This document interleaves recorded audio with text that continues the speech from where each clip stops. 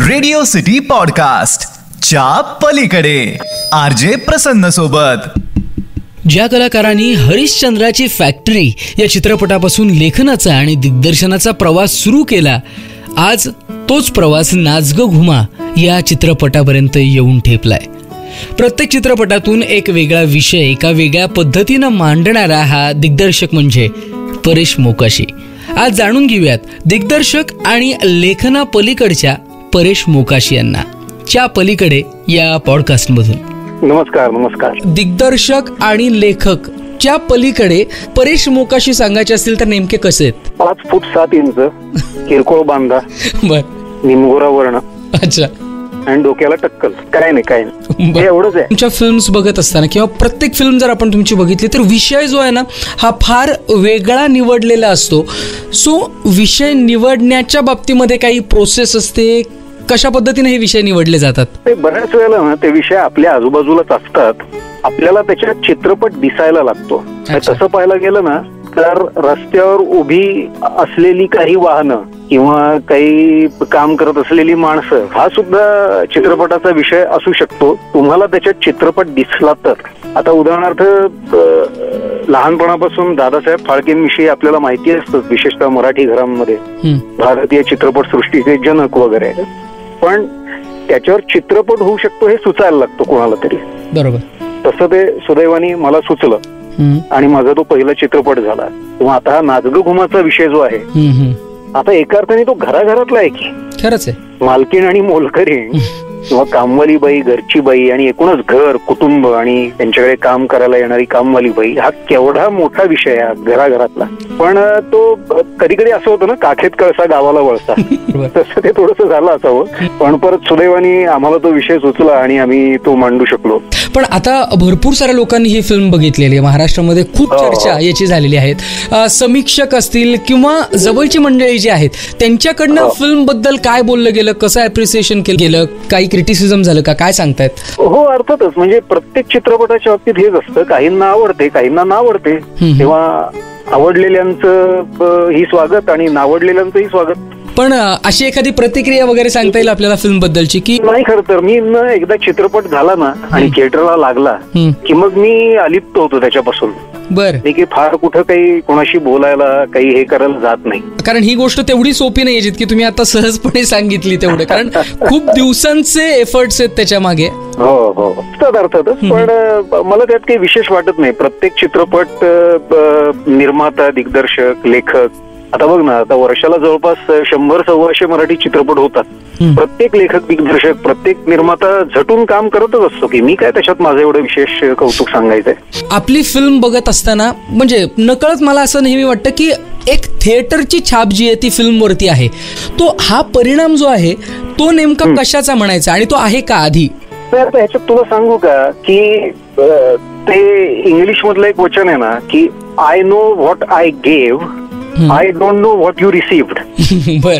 तेव्हा मी एकदा एक कलाकृती केल्यानंतर त्याचा तुमच्यावर म्हणजे प्रेक्षकांवर काय परिणाम होतोय, तुम्हाला ती कशी वाटते, तुम्हाला त्याच्यात काय दिसतंय काय नाही दिसत आहे, आवडतेय नाही आवडते, जे काय असेल ते. बर. हा ना सर्वस्वी त्या व्यक्तीचा मुद्दा असतो. आता जसं तू आता म्हणालास की मला त्यात थिएट्रिकॅलिटी दिसते, एक नाटकीयता दिसते. आता तुला ती दिसली, कदाचित कोणाला नाही दिसणार, त्यांना काहीतरी वेगळं त्यात दिसेल. बरोबर. आता हे प्रत्येकाचं प्रत्येकापाशी असतं. पण तुला हा जो एक घटक त्याच्यामध्ये जाणवलेला आहे तर तो तसा असण्याची शक्यता आहे मग त्याच्यामध्ये, नाही का? त्याच्याशिवाय तो तुला जाणवलेला नाही. सगळ्या टीका टिप्पण्यांचं, कौतुकाचं, टीकाकारांचं स्वागतच करतो मी, कारण त्याच्याशिवाय आपला स्वतःचा विकास होत नाही. आता तुला माझी गोष्ट सांगायची तर मी अनेक मुलाखतींमध्ये सुद्धा हे म्हटलेलं आहे की मला माझे चित्रपट कधीच आवडत नाहीत. आता मला माझं जर काम आवडायला लागलं तर मग झालं ना, विकासच खुंटला ना तुमचा. मुक्काम पोस्ट बोंबिलवाडी हे मी मोजलं पण नाहीये, इतक्या वेळा बघितलेलं नाटक आहे, कारण मला प्रचंड आवडलेलं त्यातलं सगळ्यांचा अभिनय सुद्धा आणि नाटकच एकंदरीत खूप आवडलेलं होतं.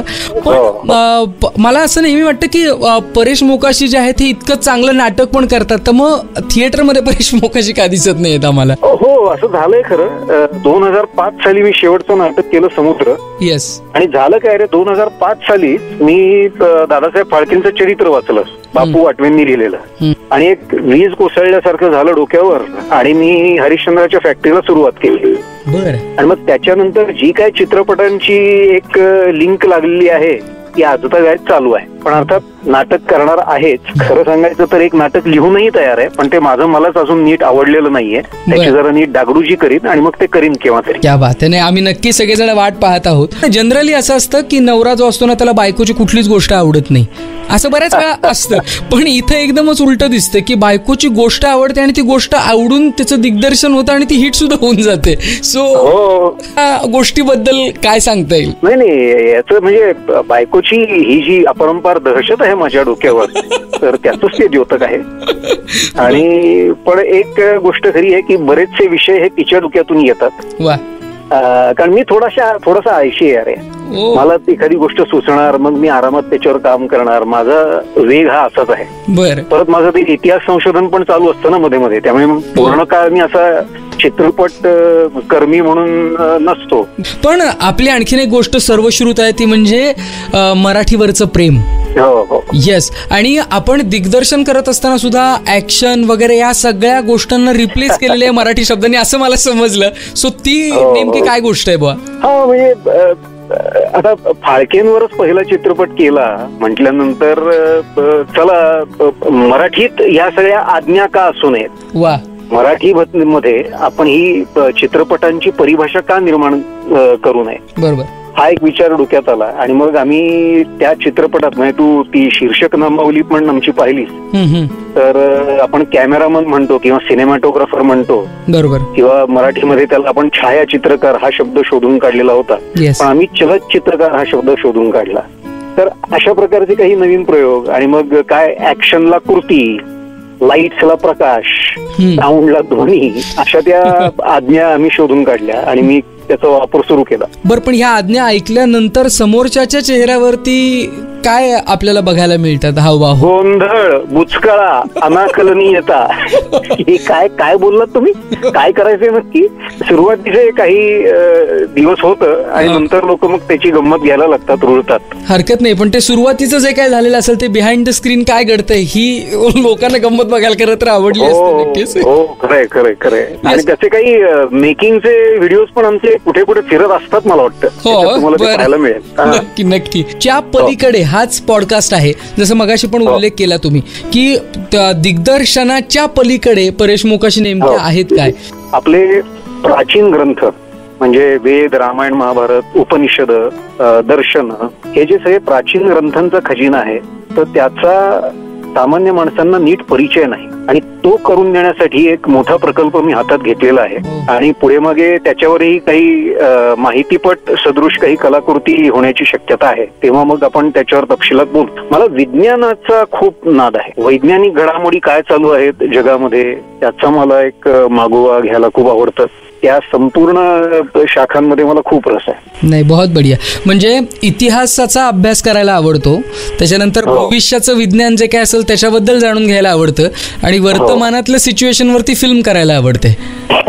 म्हणजे तिन्ही काळांमध्ये आपला संचार जो आहे हा खूप निरीक्षण मांडलं तू. भूत, वर्तमान आणि भविष्य हे आम्हाला खरंच खूप चांगल्या पद्धतीनं फिल्म्स मध्ये सुद्धा जाणवतं. आणि जसं आम्हाला दिग्दर्शना पलीकडे परेश मोकाशी नेमके कसे आहे ते थोडंफार जाणून घेण्याची संधी मिळाली, त्याबद्दल रेडिओ सिटीच्या वतीनं आणि श्रोत्यांच्या वतीनं खूप खूप धन्यवाद. आपले पण खूप आभार. अनेक विविध विषय चित्रपटांच्या माध्यमातून, लेखनाच्या, दिग्दर्शनाच्या माध्यमातून आपल्यापर्यंत पोहोचवणारे परेश मोकाशी आज आपल्या सोबतच होते. आणि लवकरच त्यांचं एखादं छानसं नाटक सुद्धा बघायला मिळेल ही अपेक्षा बाळगून च्या पलीकडे या पॉडकास्टमधल्या गप्पा आज इथंच थांबूयात. मला अपेक्षा आहे की तुम्हाला दिग्दर्शक आणि लेखनाच्या पलीकडचे परेश मोकाशी या पॉडकास्टमधून सापडले असतील. धन्यवाद. रेडिओ सिटी पॉडकास्ट च्या पलीकडे RJ प्रसन्न सोबत.